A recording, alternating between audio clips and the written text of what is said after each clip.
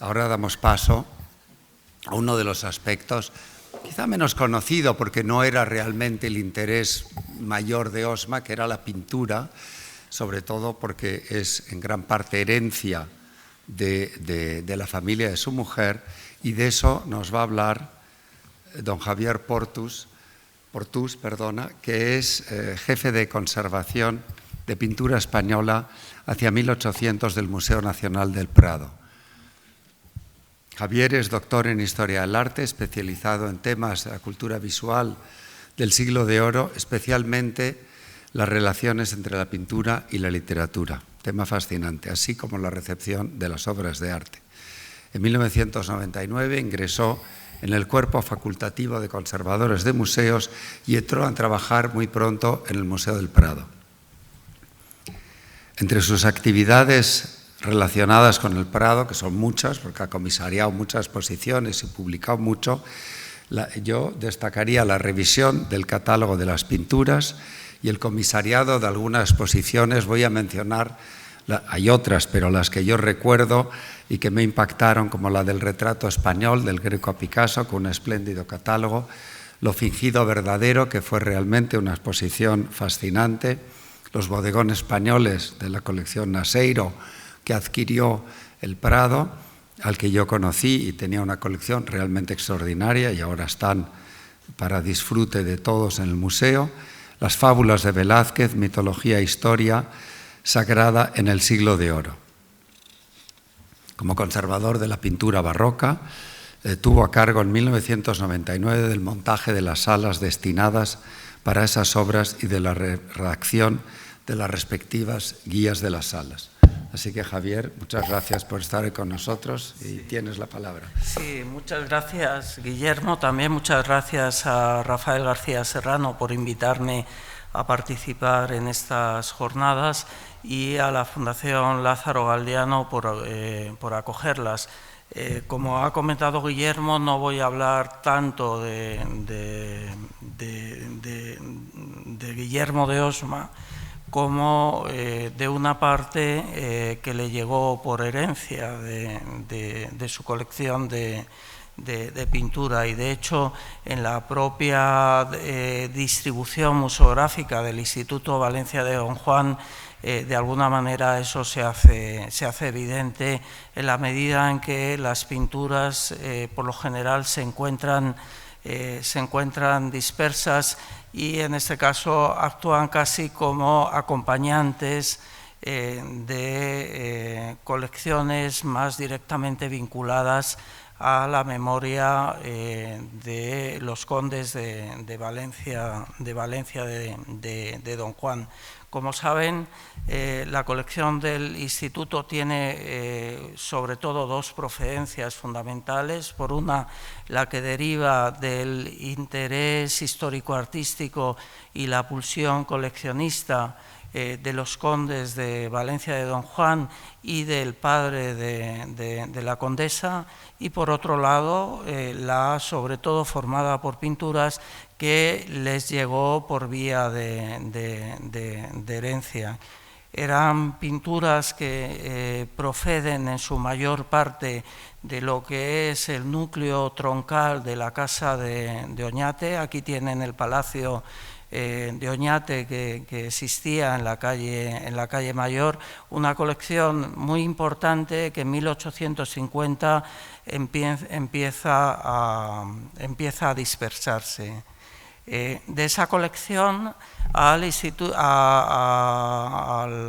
los condes de Valencia de Don Juan llega una parte que está recogida en esta publicación.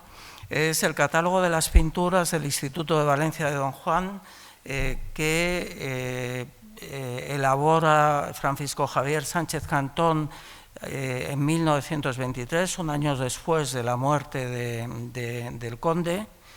Sánchez Cantón el año anterior había sido nombrado subdirector del Museo del Prado y de hecho él fue la cabeza científica del Museo del Prado prácticamente desde 1922 hasta principios de la década de 1960. Y como saben ustedes, es uno de los historiadores del arte español más importantes de la primera mitad del siglo XX. La publicación de este catálogo, que es ejemplar tanto desde el punto de vista de su contenido como de sus ambiciones editoriales, es una prueba más de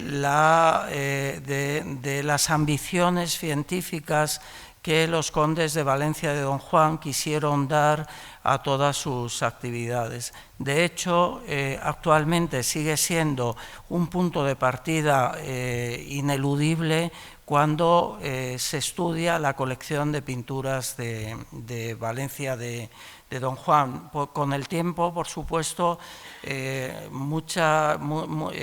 ha podido aportar muchos datos para el conocimiento de esas pinturas, se han rectificado algunas atribuciones y en general lo que ha ocurrido es que el estudio de esa colección de pinturas lo que ha venido es a confirmar cada vez con mayor firmeza la importancia de ese conjunto. Sánchez Cantón hace una división del tipo de obras que habían llegado en 1922 al instituto. En total son 120 obras. Él distingue entre retratos familiares, unos 40, retratos de personajes de la familia real, algo más de 20, retratos misceláneos y una serie de obras de características temáticas variadas. Es una colección interesante tanto por la importancia de muchas obras puntuales como por la significación de algunos de los conjuntos que conforman esas obras. Y creo que es muy interesante tener en cuenta la colección de pintura a la hora de hacernos una imagen de la colección general del Instituto de Valencia de Don Juan, porque en esa mezcla de pinturas heredadas por vía familiar, pinturas que nos están hablando de una tradición secular de coleccionismo, en esa mezcla de ese tipo de fondos con las obras que proceden del interés coleccionista y también del interés científico de los condes de Valencia de Don Juan y del padre de la condesa, es donde podemos hallar la característica que en cierto sentido identifica y distingue al Valencia de Don Juan de otros museos similares.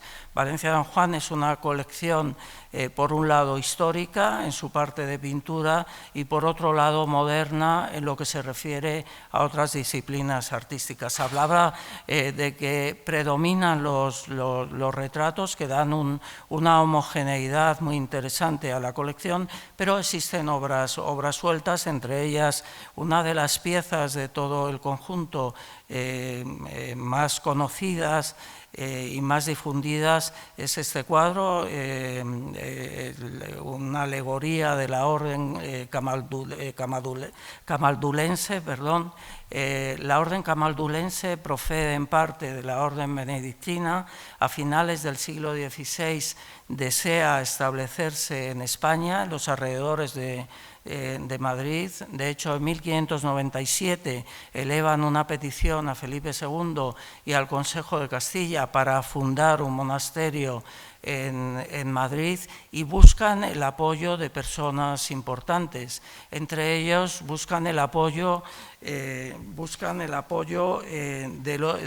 los condes de Arcos, que son ascendientes de los condes de Valencia de los condes de Valencia de Don Juan.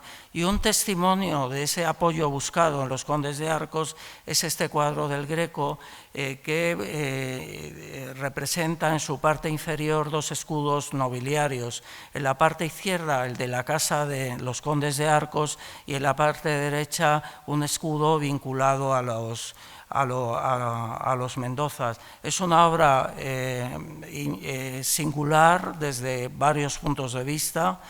Por un lado, el hecho de que ese intento de los camaldulenses de asentarse en España fracasara porque lo impidió el Consejo de Castilla, lo convierte en uno de los pocos testimonios creados en España relacionados con la orden de la camáldula. Por otro lado, es singular dentro de la propia producción del Greco por el género al que pertenece. Por un lado, tiene que ver con el género religioso y el género de la representación alegórica de las órdenes religiosas. Por otro lado, pertenece, como es obvio, al género del paisaje.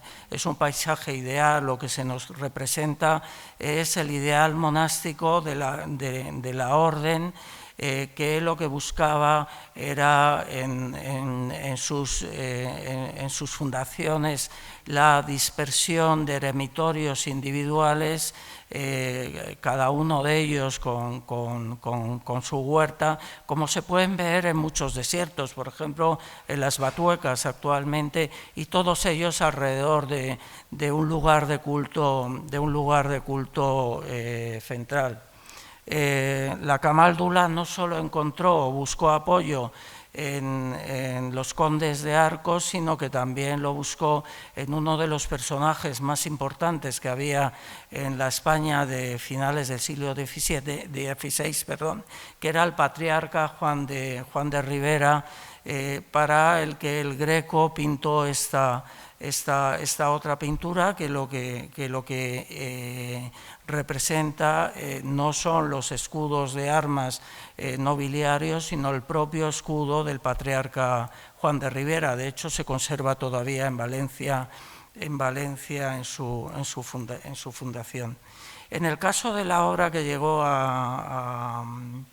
que ha llegado al Instituto de Valencia de Don Juan, como digo, es singular dentro de la producción del Greco por su carácter paisajístico, y en ese sentido resulta curioso el hecho de que en el siglo XVII, en la colección de los duques de Arcos, convivió con otro paisaje del Greco, la vista de Toledo, que descubrió Manuel Bartolomé Cosí a principios del siglo XX, que dio a conocer en su libro sobre el Greco de 1908, y que procedía de la casa de Oñate, la misma casa troncal a la que pertenecía la camáldula. Dentro de esta parte digamos variopinta, siempre ha llamado la atención este estudio de 4 cabezas que representan por partida triple a un mismo personaje y a otro más. Sánchez Cantón lo vinculó a Pereda, que es un nombre que se ha barajado con bastante frecuencia, sobre todo por la precisión y la morosidad descriptiva, pero que últimamente se tiende a vincular con artistas italianos, por ejemplo, con Lanfranco. Lo que singulariza este cuadro es su iconografía. No era frecuente la representación de estudios de cabeza en una misma superficie pictórica, era algo mucho más habitual, como vemos en estos 2 dibujos de Antonio del Castillo, y no son los únicos suyos de este tema que hay en el museo que están en el museo de Córdoba. Pero lo que realmente da una identidad a la colección de pintura del Instituto Valencia de Don Juan es su colección de retratos. Por un lado hay, como he comentado antes, un importante grupo de cerca de 40 retratos familiares. Eran frecuentes las galerías de retratos familiares en las colecciones aristocráticas porque a través de ellas se iba construyendo la historia del linaje. Era el elemento transmisor de la memoria familiar por excelencia. Lo que ocurre es que, sobre todo a partir del siglo XVIII y especialmente durante el siglo XIX, con la dispersión absoluta de las colecciones nobiliarias, esas mismas galerías de retratos en su mayor parte fueron dispersas. Una excepción, aunque no nos quede completa, es la que puede presentar el Instituto Valencia de Don Juan. Y más allá del valor importante que tiene como conjunto preservado en un mismo lugar, lo tiene también por las características de alguna de sus piezas. Esta es una de las más importantes, que es un retrato que tiene un lugar señalado en la historia del retrato pintado en España. Representa a Nicolasa Manrique de Mendoza, que fue condesa de Valencia de Don Juan y duquesa de Nájera. Es una obra fechable hacia 1690-1692. Se identifica por una inscripción contemporánea que tiene en la parte que tiene en el reverso del cuadro, y es una obra atribuida a Claudio Coello, y una obra importante desde varios puntos de vista. Por un lado, por lo que es su propia calidad artística. También es una obra muy importante porque en cierto sentido nos habla de un antes y un después en la historia del retrato español, sobre todo desde el punto de vista de los códigos expresivos. Hasta entonces, a los retratos reales y a los retratos de nobles se le asociaba, sobre todo en España, un rango expresivo muy corto. En general, en su cabeza pueden tener numerosos ejemplos. Lo que se buscaba era una distancia entre el modelo y el espectador. Es muy difícil encontrar sonrisas, es muy difícil encontrar expresiones que sirvan para empatizar con el espectador, y cuando se encuentran es en personajes cuya calidad social lo permitía. Cuando se encuentran es, por ejemplo, los bufones de Velázquez, pero no se hallan, como digo, en retratos de príncipes, de reinas, o en retratos de personajes de la aristocracia. A finales del siglo XVII empieza a imponerse otro tipo de expresividad en el retrato, del que uno de los ejemplos más importantes es precisamente esta efigie de Nicolasa Manrique del Valencia de Don Juan, y con ello se va abriendo camino hacia lo que serían las convenciones de retrato del siglo XVIII, que son, como saben ustedes, mucho más expresivas y mucho más expansivas, ¿no?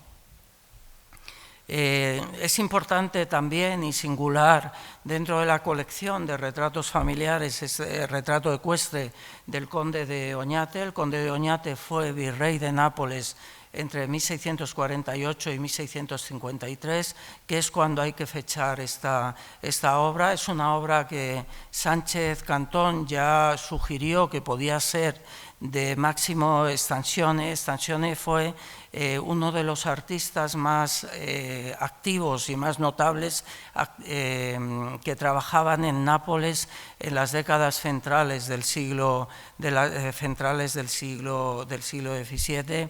Dentro de su catálogo, bueno, comentaba que Sánchez Cantón sugirió esa posibilidad, una posibilidad que a partir de allí los diferentes especialistas en la pintura de Stanzione no están haciendo más que confirmar, y es una obra importante dentro de su catálogo porque no cultivó con demasiada frecuencia el arte del retrato. Es una obra que deriva de una obra inmediatamente anterior, justo antes de que Oñate ocupara el virreinato napolitano.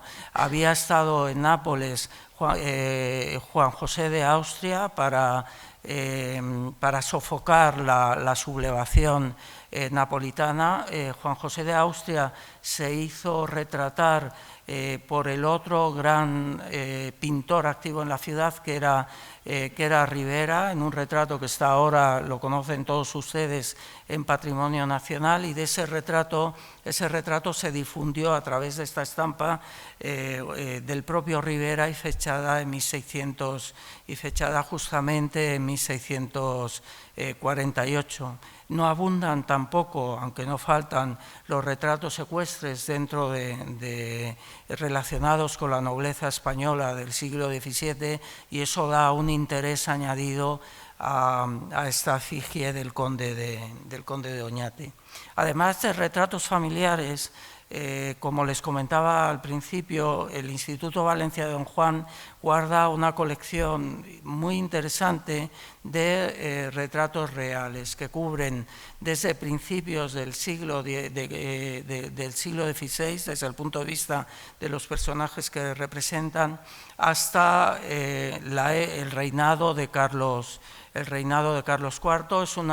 Es un grupo que siempre ha llamado la atención. Resulta perfectamente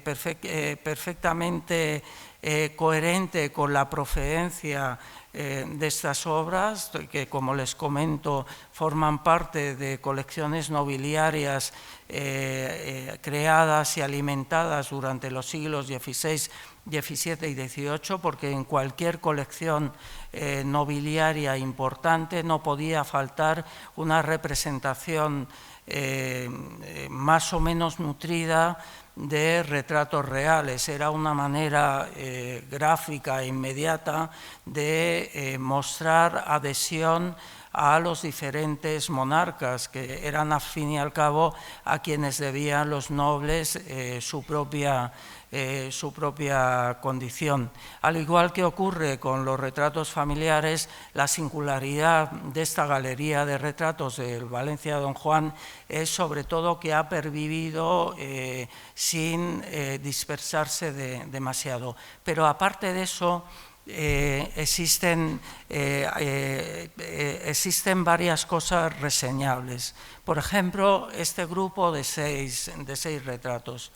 En el Palacio del Pardo existía una galería de retratos, en su mayor parte reales, pero no solo reales. Por ejemplo, había un autorretrato de Tiziano y retratos de otros pintores. Una galería muy importante, nutrida por obras de Moro, de Tiziano o de Sánchez Coello, pero que en 1604, cuando el palacio sufre un incendio, en su mayor parte perece en ese incendio. Inmediatamente Felipe III, que era el monarca entonces reinante, decide rehacer la galería, y para eso acude a Juan Pantoja de la Cruz, que era su pintor de cámara.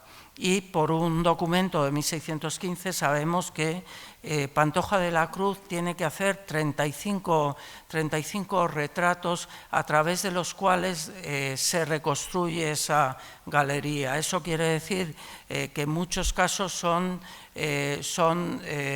retratos que hace a base de copias de los originales que había en esa galería, y en otros casos son retratos que hace de nuevas. Con el tiempo, ese grupo de 35 retratos al que se le van sumando otros acaban dispersados.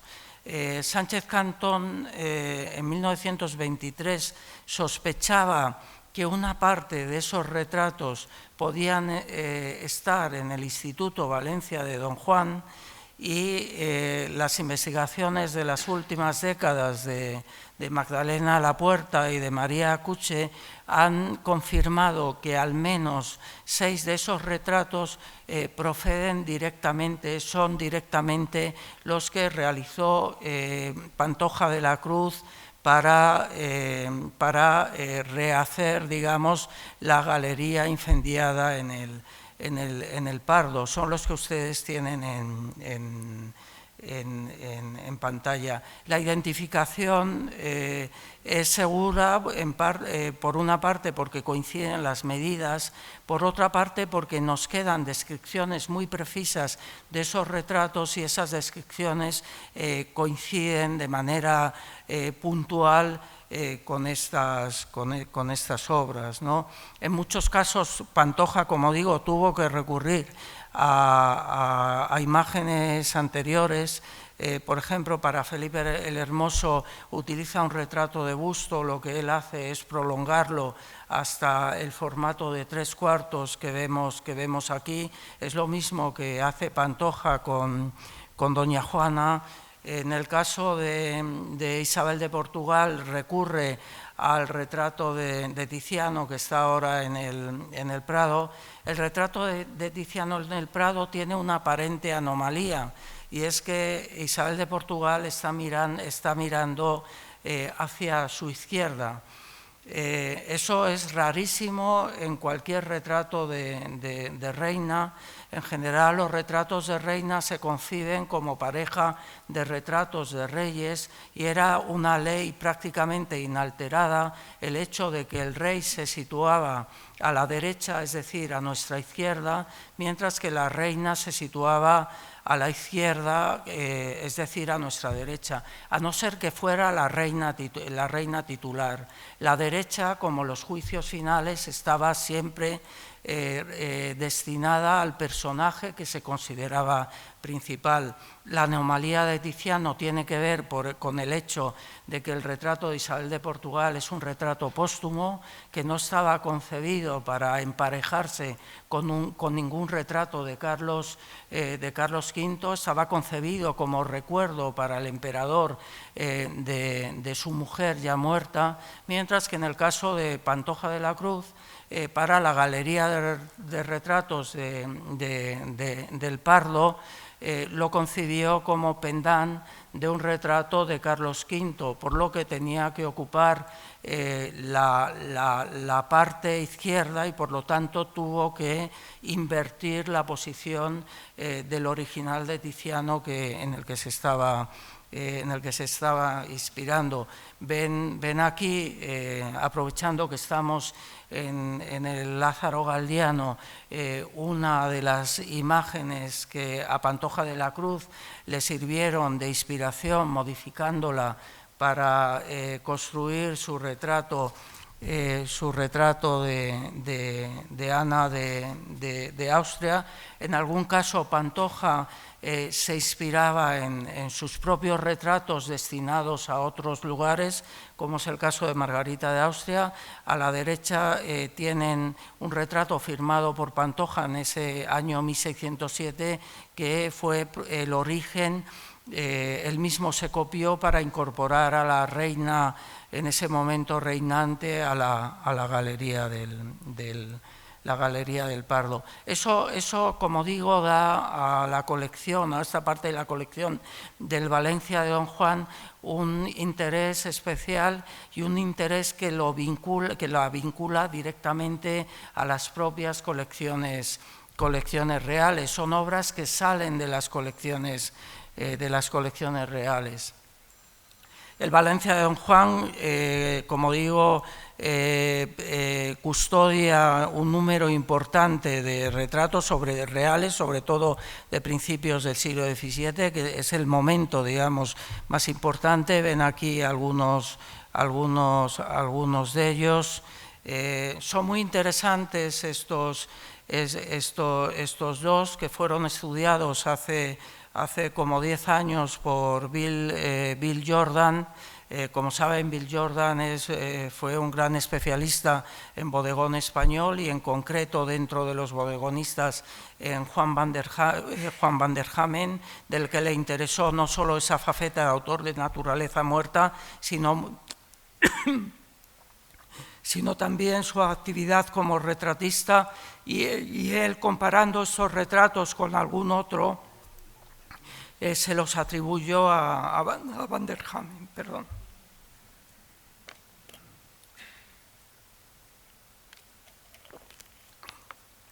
Son obras muy interesantes, no solo porque sirve para ir nutriendo el catálogo de un pintor notable de la década de 1620 en Madrid, sino que son obras también muy interesantes desde el punto de vista de lo que fue la representación real en España al principio del reinado de Felipe IV. Como saben, Velázquez llegó a la corte en 1623, enseguida alcanzó, con la ayuda del conde duque de Olivares, los favores de Felipe IV, y a él se debe la construcción de la imagen de Felipe IV, que es una imagen completamente distinta a la de los reyes anteriores. Como saben, Felipe IV llegó al poder muy joven, apoyado por el conde duque y Baltasar de Zúñiga, que para legitimar su posición lo que hicieron fue acusar de corrupción y malversación a las élites políticas anteriores, a las élites en las que se había apoyado Felipe III. Dentro de esa política de legitimación, lo que hicieron fue una serie de medidas encaminadas al control de la administración y una serie de medidas de austeridad. Por ejemplo, se prohibieron los trajes tan ricos del finales del reinado de Felipe III, se impuso el cuello de golilla, el cuello que vemos en estos retratos, mucho más austero y mucho más económico que los anteriores, y Velázquez fue el artista perfecto que supo dar imagen a esos nuevos ideales de principios del reinado de Felipe IV a través de este tipo de imágenes, las que vemos a la izquierda, en los que el rey aparece vistiendo austeramente y aparece como un rey responsable, porque lo que lleva en su mano derecha es un memorial. Es la primera vez que se representa a los reyes de España con un memorial, es decir, trabajando y atendiendo a sus obligaciones administrativas. La mano izquierda la apoya sobre una espada, aludiendo a sus obligaciones con la defensa del reino, y sobre el bufete, sobre la mesa, lo que aparece es un sombrero de copa alta que habla de sus obligaciones para con la administración de justicia. Es el rey responsable, austero y trabajador, en contraposición a las imágenes anteriores. Y esto es lo que se impone en la retratística oficial hasta prácticamente la vuelta de Velázquez de su primer viaje a Italia. Pero frente a esa imagen que representa la forma como sabemos que el rey recibía en audiencia, convivía otra imagen, que es la imagen del rey cuando se presentaba en público ante gran parte de la población, que era en ocasiones festivas. Y de allí la importancia del cuadro del Instituto Valencia de Don Juan, el testimonio más elaborado de la forma, de esa otra forma, cómo se representaba el rey en público, es el que nos ofrece este cuadro, quizá de Van der Hamen, del Instituto de Valencia de Don Juan. Una imagen que hace pareja completamente en suntuosidad con el de la reina Isabel de Borbón. Pero dentro de la colección de retratos del Instituto de Valencia de Don Juan cada vez interesa más un grupo pequeño de retratos, pero muy significativo, que nos habla de muchas cosas, entre otras, de cómo la cultura del retrato a principios del siglo XVII se fue extendiendo a partes cada vez más extensas de la sociedad. Durante mucho tiempo ha existido la idea, por lo menos dentro de los que teorizaban sobre el retrato, de que era un género del que solo eran dignos de ser sujetos las personas que podían reclamar pasar a la historia. Carducho, por ejemplo, o Pacheco, hablan de que el retrato es un género que se dignifica siempre y cuando represente a personajes dignos de dejar memoria. Es un género que secularmente estaba vinculado a las familias reales, estaba vinculado al mundo eclesiástico.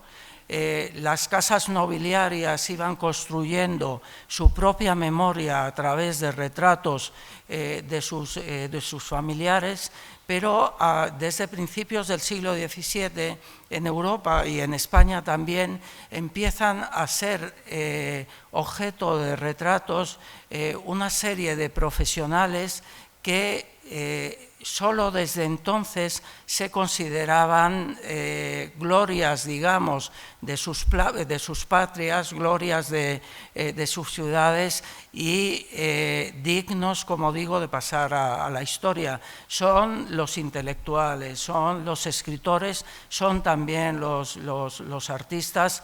En el contexto español, el gran ejemplo lo tenemos en esta misma casa, que es el libro de la descripción de verdaderos retratos de Pacheco, que inicia Pacheco en 1599, que nos ha llegado con cerca de 120 retratos, aunque parece ser que en origen fueron más, y donde representan a aquellos personajes capaces de hilvanar una historia en parte nacional, pero fundamentalmente local. Aparece Felipe II, aparecen numerosos eclesiásticos, aparecen escritores, aparecen historiadores, también aparecen en esta imagen artistas, porque, como digo, era a través de ellos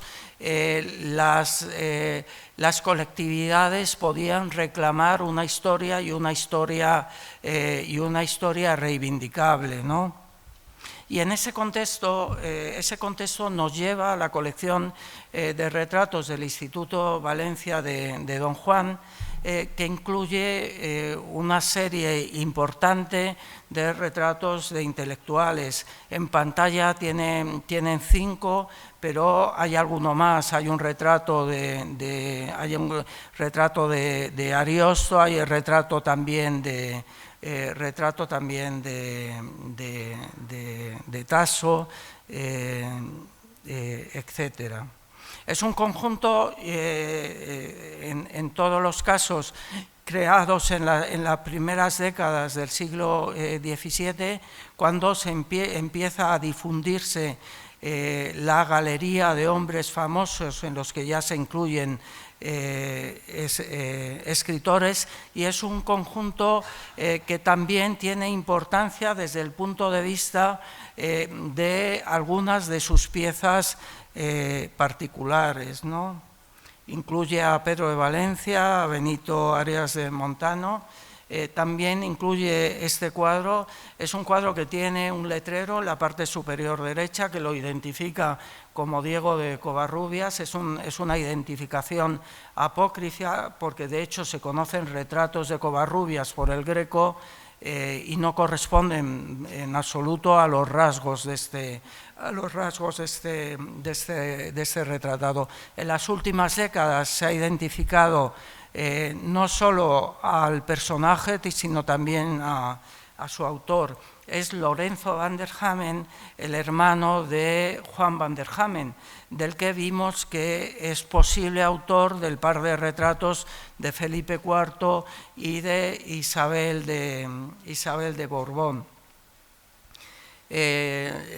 Lorenzo van der Hamen, como digo, es hermano de Juan, fue una persona muy vinculada al medio artístico madrileño en esa década de 1620, y no solo por razones familiares, sino también por su propia actividad intelectual. Él era jurista, pero como jurista fue autor de un importante memorial en defensa del arte de la pintura, que escribe en una serie de juristas e intelectuales a finales de la década 1628-1629. Son 8 o 9 memoriales que luego reproduce Carducho al final de sus diálogos de la pintura, y memoriales escritos, como digo, no solo por Lorenzo van der Hamen, también por algunos de los más destacados escritores activos en Madrid, como Jáuregui, como Lope de Vega, como José de Valdivieso.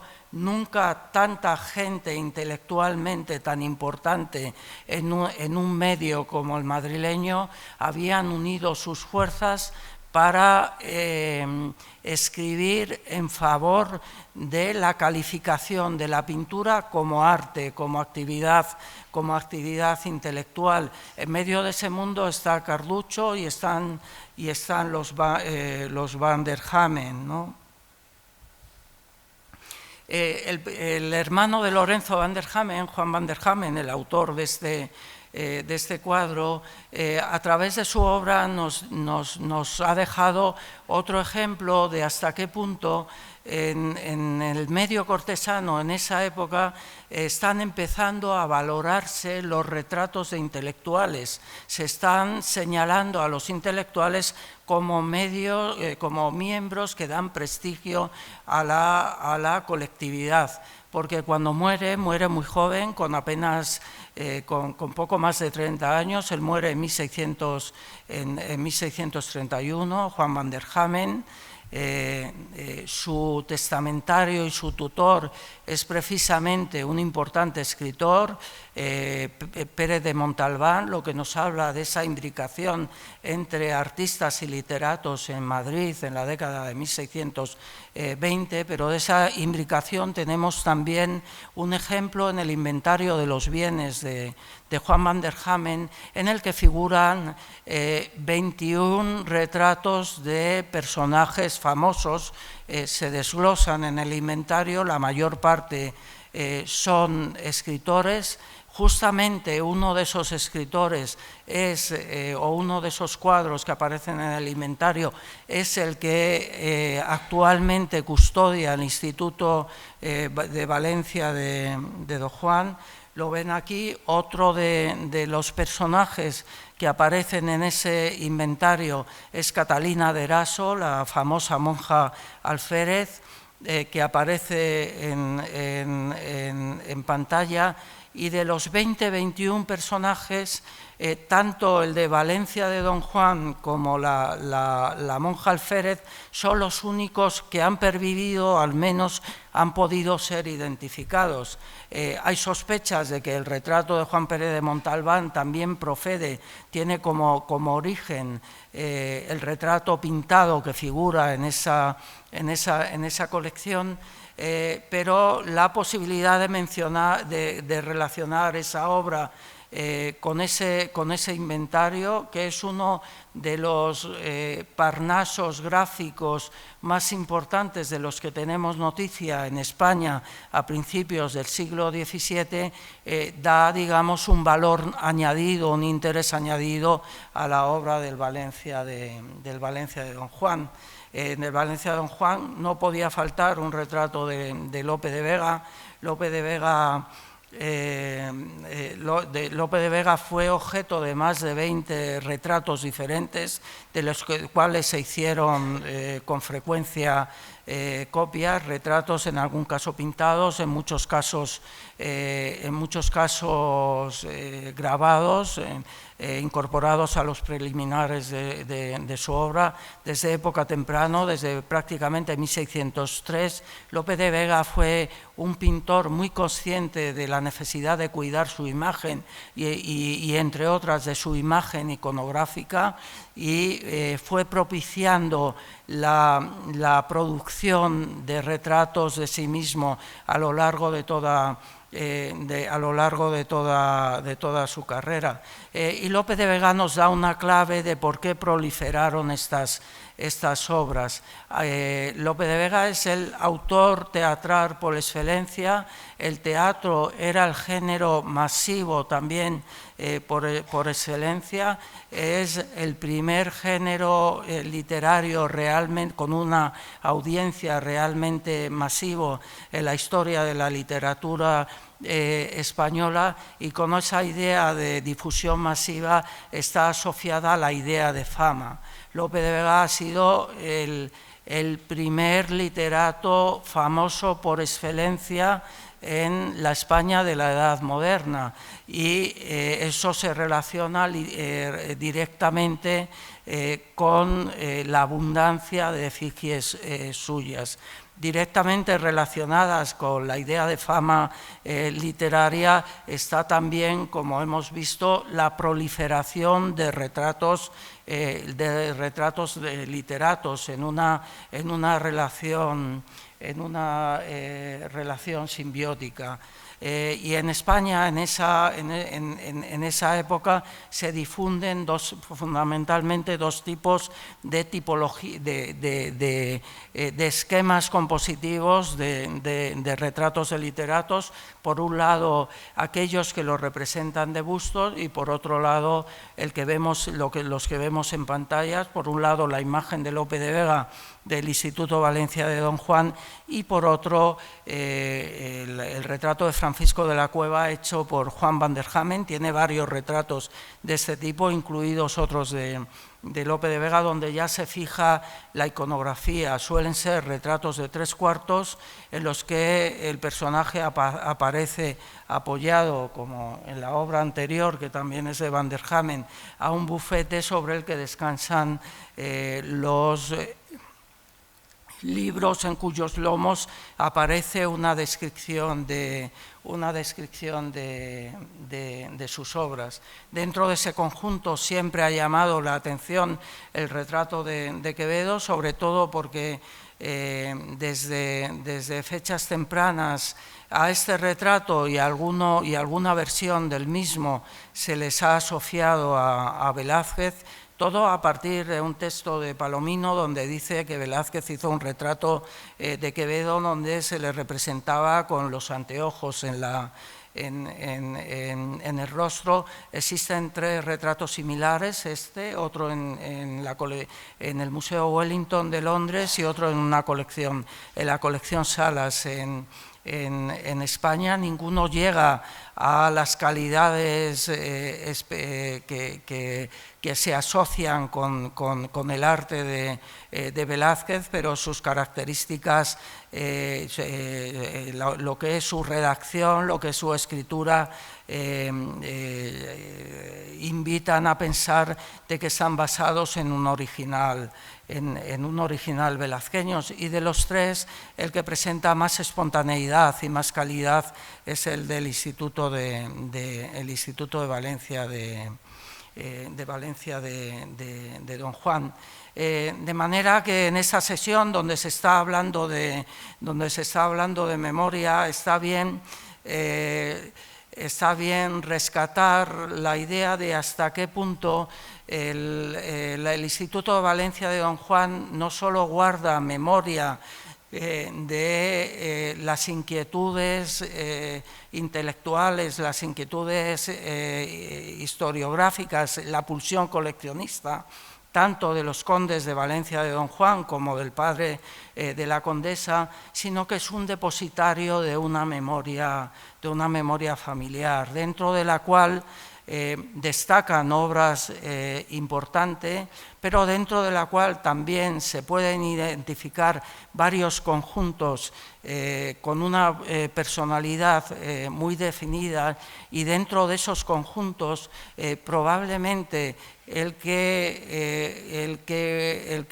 resulta más singular por el número de obras que contiene, por la posibilidad de relacionar algunas de esas obras a autores y a episodios de la historia de una construcción de una memoria intelectual española, es precisamente este de retratos de intelectuales, todos fechados en esa época casi seminal de la década de 1620. Y quiero acabar simplemente con un guiño. Una de las cosas que unen el Instituto de Valencia de Don Juan con el Lázaro Galdiano es perfectamente conocido, y lo vimos antes, que el Lázaro Galdiano guarda el libro de descripción de verdaderos retratos de Pacheco. Simplemente me gustaría recordar, no sé si habrá salido esta mañana, que uno de los tesoros bibliográficos del Valencia de Don Juan también está relacionado con Pacheco. No tengo imagen de él, he traído solo imagen de su consecuencia, y es que el Valencia de Don Juan guarda el manuscrito original del arte de la pintura de Francisco Pacheco, que es, junto con los diálogos de la pintura de Carducho y el Museo Pictórico de Palomino, una de las bases sobre las que se construye la historia de la pintura española en el siglo de oro.